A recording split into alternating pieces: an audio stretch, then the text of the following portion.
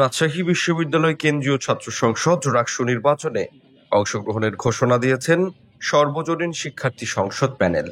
বৃহস্পতিবার বিশ্ববিদ্যালয়ের পরিবহন মার্কেটে আনুষ্ঠানিকভাবে প্যানেল ঘোষণা করা হয়।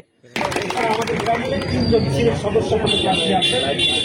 তারা হচ্ছেন আমাদের পদপ্রার্থী তাসিন খান, আমি এজিএস পদপ্রার্থী মাহাইর ইসলাম এবং বিতর্ক সাহিত্য সম্পাদক কবি গোপাল রায়। ধন্যবাদ।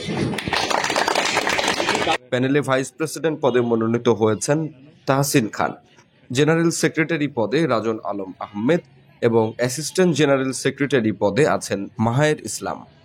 এছাড়াও ক্রীড়া সম্পাদক হিসেবে শীত কুমার ওরাও, সংস্কৃতি সম্পাদক অমিত তানচাঙ্গা, মহিলা বিষয়ক সম্পাদক সামসাদ জাহান সহ 15টিরও বেশি পদে প্রার্থী ঘোষণা করেছে সর্বজনীন শিক্ষার্থী সংসদ।